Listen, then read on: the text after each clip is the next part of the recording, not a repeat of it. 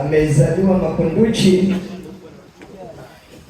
katika mwaka 1925 na wengine wanasema ni 23, na amefariki 2003, kama kwamba alikuwa na miaka 80 kwa 78. Kazi alifanya shekhe ni kubwa. Alianza kusoma kwa jitihada ya juu kabisa. Baba yake alifariki mapema shekhe, na kwa maana hiyo ilikuwa miezi miwili tu kama Mtume sallallahu alaihi wasallam alipofariki baba yake, lakini familia ndio ilichukua jitihada, na Bwana Isa ndio alompeleka skuli, akawa amechelewa sana, lakini inasemekana kichwa cha shekhe kilikuwa cha ajabu kabisa. Katika kusoma kwake kote hajapatapo kutokea mtu wa pili, isipokuwa mara moja tu alikuwa akiumwa na macho, ndio nafasi yake akachukua mwingine, yeye ndo akawa pili. Inatambulikanwa, inafahamikana jitihada zake. Hata marehemu Sheikh Ali Hassan Mwinyi, Bwana Ruksa, alisema shekhe mtu wa ajabu sana. Mimi nilimsomesha Dole akiwa mwanafunzi wangu, lakini baadaye tukawa sote wawili ni walimu katika chuo cha Nkuruma, chuo cha ualimu. Shekhe baadaye akaniovertake, akawa sasa yeye ndio mwalimu, mimi ndio mwanafunzi. Tulimsikia hapa alihudhuria kutokana na jitihada ya shekhe. Serikali ilimtambua Sheikh Muhammad Nasr. Manako anasema man arada dunia fa alayhi bil ilmi, anataka dunia basi asome. Wa man arada al-akhirah fa alayhi bil ilmi, na anataka akhira pia asome. Wa man arada huma ma'an fa alayhi bil ilmi, na anataka dunia na akhira basi asome. Sasa Sheikh alikwenda both sides. Dunia amefanyia haki yake na akhira amefanyia haki yake.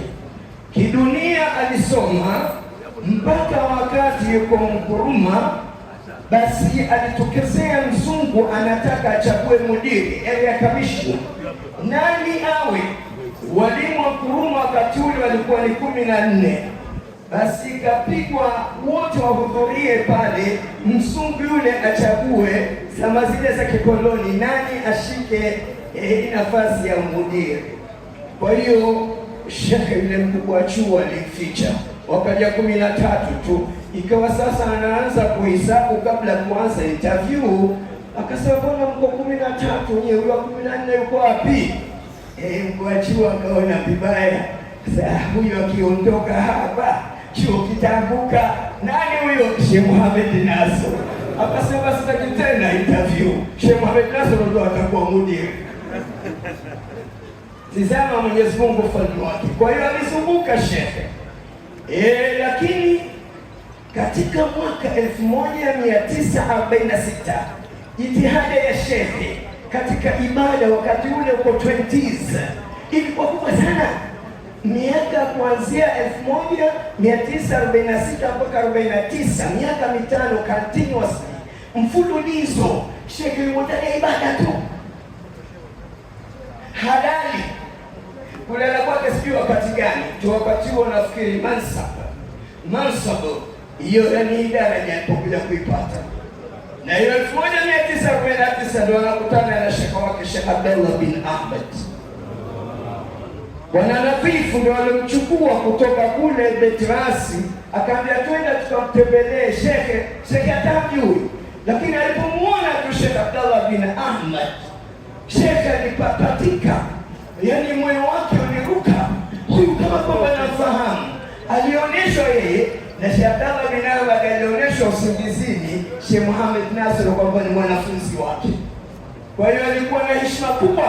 Kwa ufupi tu, shekhe alikaa katika malezi ya Sheikh Abdullah Ahmed kama yeye ni mtumishi, akihudumikia watoto wa shekhe, akiwafulia, akenda zake sokoni, akiwapeleka skuli, akichanja kuni, akiteka maji hizo. Na wakati ule yeye alikuwa ni mwalimu chuo hicho cha Nkuruma, akivaa tai, lakini akifika pale hukaa kwa heshima na adabu mpaka apewe ruhusa aende zake huko chuoni.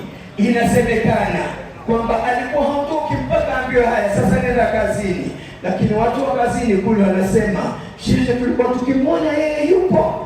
Wakati shekhe yuko kule, makarama yalianza mapema kwa shekhe, na mwaka 1957 rasmi akapewa ijaza shekhe na Sheikh Abdallah bin Ahmad. Huku yuko na huku tayari ashaanza kuogelea. Said Omar Muhammad Abdul Qadir, mwalimu wangu, anasema kuna watu walimwendea shekhe, shekhe, tunaona mara umetukurosi, ulikuwa ukicheza mpira ukivaa mastoki na nini kama sisi, naona ghafla umetukurosi, siku hizi ushakuwa shekhe, watu wanakufuata kama mtume vile. Shekhe akaambia, mimi kukurosini zamani, lakini mlikuwa hamjui. Alikuwa anacheza mpira, ikifika usiku tayari yuko kwa Bwana. Na ndio maana Sheikh Suleiman Muhammad al-Alawi alimgomba Sheikh Abdallah bin Ahmad, kwa nini umeenda kumfundisha masala haya ya tiba na mengineyo Muhammad Nasr? Nimekueleza hivi. Kwa hiyo Sheikh Abdallah kidogo alirejea chini, lakini mwenyewe Sheikh Suleiman baadaye akamwambia, asante Sheikh Abdallah, kumbe umempa mtu ndiye hichi kilichokuwa tumekupa. Habari hizi za ajabu kabisa. Sheikh alitambulikana na uhodari wake na kichwa chake kinanasa sana. Siku moja nakuthibitisheni kwamba Sheikh anafanya kazi, narejea Uganda, nikafika kwenda kumsalimu, tumekaa pamoja hivi. Basi kulikuwa natengeneza namweleza Sheikh, kule Uganda kuna profesa akiingia ndani mambo yake vururu, matabu anatupa ovyo ovyo. Basi huwa anasema, don't try to arrange my table, you will goof my system. Usijale kupanga ile faida analiweka anajua mwenyewe na nini. Kwa hiyo ukitaka kuyapanga unamharibia.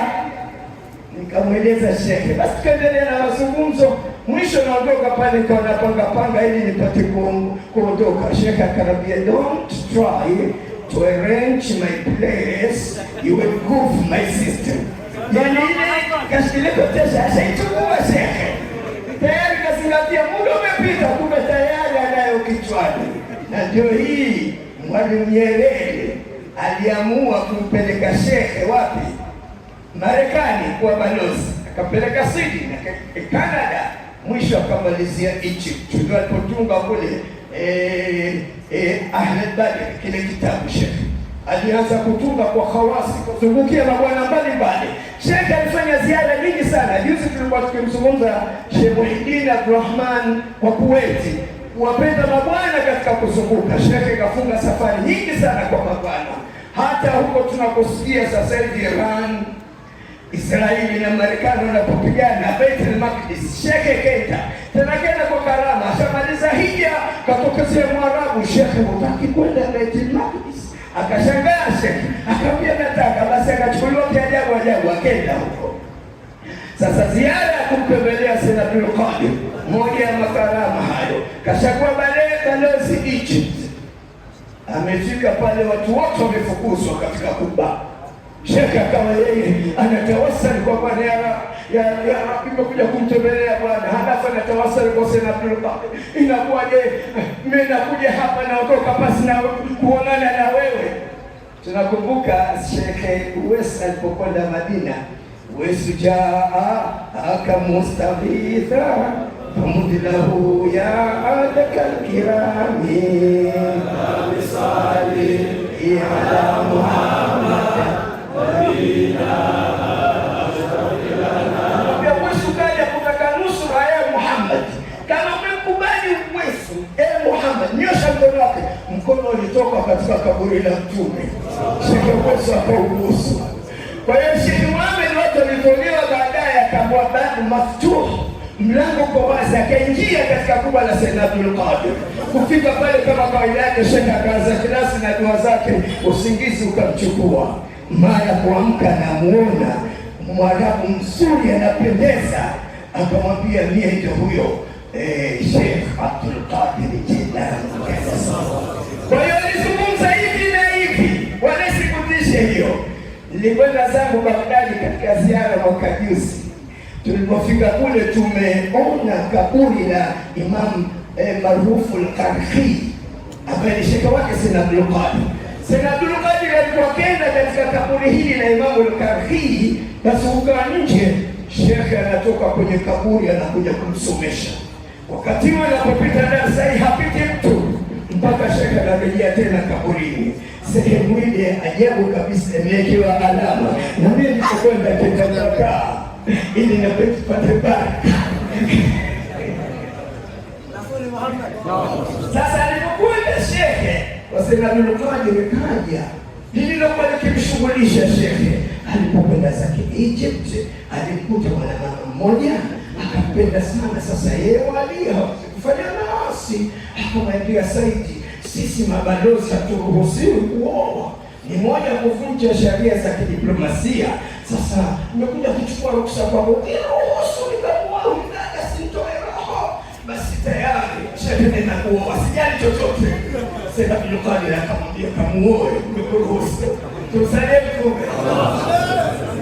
Kwa hiyo alipofika tu alimuoa ndio huyo mama Kailani, kazaa watoto 13. Mungu aliweka kheri hii kwa mama yetu huyo.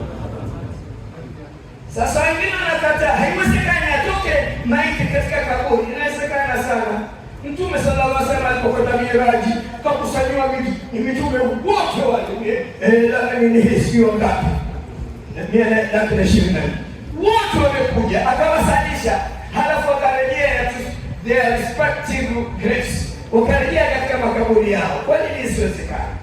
Sasa to make a long story short, kupisha Sheikh jamani alifanya kazi, ametupa ijaza na akasema ajastuka ayuha almurid asali alfal biqiraati alwird alqadiriyya wa huwa la ilaha illa Allah 165 baada kulli sala. Kazi kubwa tuliopewa na Sheikh kuifanya la ilaha illa Allah kwa siku moja mara 1000, walikthar min tilawati, anafanya wingi kusoma, wa tasbih wa salatu ala nabi wa istighfar wa mulazamatu taqwa wa tarki maasiya. Atariqa ni nabii asana Jibril akapo na izzati jalla jalal. Sasa ijaza ndio kiingilio cha kuingia katika tarika. Ukishakuingia hata mwongozo wa shekhe wetu alikuwa amekupa, na wewe automatically utakuwa wali. Shekhe kafanya kazi, lakini mtume akasema kullu muyassar lima khuliqa lahu, kila mmoja akapewa jitihada fulani anaweza kaifanya, basi atakuwa amefanikiwa. Ijaza imechukua msikiti huu, Said Omar ndio alileta. Nimepewa ijaza na shekhe mwaka ule, nilipopewa ijaza khawasi za shekhe kweli wali, basi niliona automatically nafunga tu. Nimefunga mwaka mzima na miezi 3 basi na kufungua, nilikuwa sijasoma siku zile, sijui hata ile kama ayamu tashriki ni haramu, zote nizifunga. Nimeacha hili alfitr na ile haji tu. Ilipofika mwaka 1982 ndio tukaposa pamoja na Dennis, akanambia na funga zako za Darwesh ziache hizo. Ndio mtaacha kufunga, kumuoa Khadija mtoto wa Shuaib Lugamba. Lakini alipokuja kujifungua hawezi tena basi tena ikabidi rejea tena miaka 2. Said Omar anakuja anamwambia mpejaze siasa Sheikh Ibn Khalifa Simara, ishanifanya tasuni nyingi ilikuwa nikapoa khalifa, na mwaka 1998 Sheikh ananiambia wewe sasa Sheikh, kwa hiyo nilipo Sheikh na Sheikh kiusalie ndio unakofia kubwa ili usiingize wengine kwa kupigwa hasadi pale na kullu dhi ni'matin mahsud, mwenye neema anahusudiwa. Sasa uifanye kazi sana. Katika kazi moja alikuwa ametupa shekhe anataka nieleze habari ya alioa wake wangapi, sio watoto wangapi, hataki hayo. Lakini shekhe alikuwa mfano, alikuwa na watu wake 4, na alikuwa wengine aliotoka kwa kitu kazi yake kufa na hivyo replacement.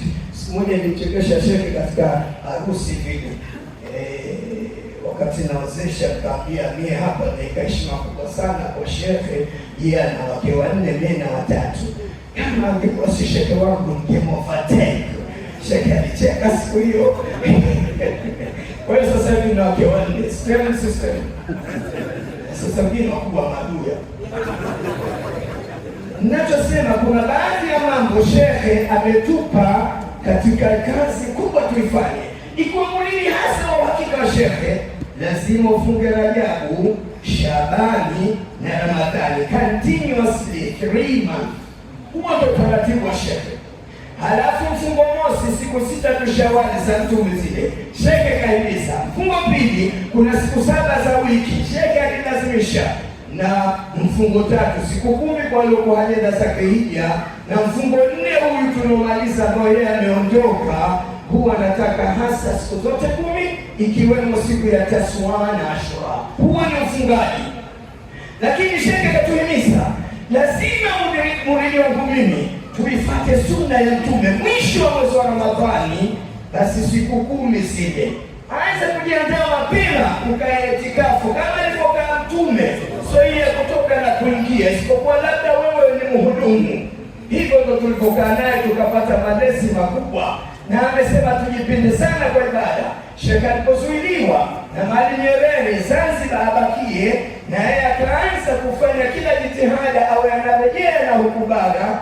Basi nilimwona Sheikh wakati tunaenda masjidi mema mchana ule, anaanza kukiingia msikitini, kasimama shekhe sikulu Allahu zile mara 400 zile sema Mghazali. Sheikh Mohamed Elisi ngapi zile za siku ya Ijumaa Mghazali kasema zile akasipiga sote kwa utulivu, ndio nikawa naigiza, nikawa na kopi na mimi at least na mimi haidhuru nisije ikaporochoka kenda motoni kwa kuigiza tunamialau na shekhe wangu. Kwa hiyo kazi nyingine shekhe akisali sana, kazi nyingine ya shekhe iradi kwa wingi. Siku moja nimefuatana na shekhe, tuko katika Flying Horse tunaenda Zanzibar, shekhe kakamata tasbihi bila napiga nini, mimi nilikuwa kitizama Michael Jackson anapocheza kwenye TV. Sasa bila anavuka wote tumeshughulika, shekhe yuko kinama chini. Sasa mimi natizama shekhe na wewe utizame kidogo ili furahi, yani kama vile shekhe akajua na hangaika. Basi akainua macho kidogo hivyo akatizama, akasema bali watu watafufuliwa kima na nguruwe. Maana kanidiscourage kanikutia kasi sio yake hayo. Na mlezi wetu tunamuona Said Othman hana wakati wa kutizama kama sisi tuna simu hizi tukachati kwa nini. Yeye tayari kashajiweka, na shekhe katuchagulia mtu ambaye ni proper person kutokana na kazi alimaliza alipokalea. Ndivyo hivyo tunapokwenda. Kwa hiyo in short and simple tunaelezana kazi ya shekhe. Alijipinda sana kumtaka Mola wake, na ametupangia taratibu jirani baada ya sala na hayo mengi nilokuwa nimeyataja. Anataka na yeye uwalii, hakuna njia isipokuwa ndio hiyo. Said Othman alimjia mtu akamwambia, nasikia kuna sala nyinyi mnaisali mwisho wa mwezi wa Ramadhani, hiyo kafara tandimafata ni minasala. Hii sala gani? Said Othman akamjibu, hiyo sala ya mawalii wacha Mungu. Manake inapigwa sana, au anopinga hawamo. Kwa hiyo mtaka sala hiyo, yule ambaye tayari anamtaka Mwenyezi Mungu, yule anakusalimia na mzito, usimame raka 4, hamna tajatu katikati, usome naza nao 15, naza nao inatoenaka 15, raka hizo zote 4 si mambo mepesi. Kwa hiyo kuna kitabu kinaitwa Majmuatul Mubaraka, ndicho alichoanzia shekhe, na hicho amepewa na Sheikh Abdallah bin Ahmad, lakini baadaye shekhe ameufuma mfumo mzuri wa kutufahamisha ibada za itikafu, na sisi ndio tukafanikiwa katika hilo. Kwa hiyo mimi namshukuru Mwenyezi Mungu sana, na kumalizia hata kwa Sheikh Mohamed Elisi nimepokea mengi, kwa Said Omar alhamdulillah nimepokea mengi, hawa ni mabwana wangu. Juzi nitakupeni siri moja tu hiyo ya kazi, na mambo mengi nimeyapata ndani. Wengine ikisema, wengine tuwaona kwa hasadi, wengine hao wanaweza kaja kapinduka hapa mkaanguka. Nilipokuwa Madina kwa Mtume baada ya kumsalimu, raka 12 zile alizotufundisha shehe za dua. Baada ya kuzipiga zile ikaongeza na juzuu moja. Niliporejea nyumbani napata taarifa kutoka Zanzibar, umechaguliwa katika bodi ya sharia PBZ. yaani baada zile rakatu Mwenyezi Mungu aletea result, jawabu. Ile kazi ya kusimama muridini imepita, na katika dunia basi umepewa hilo. Pigizeni hamujui, itakuwa kwenye mapesa yanaweka Yohana Mbani. Sasa watu wa bodi ile kikao tu la kisita mwisho wa mwezi mwisho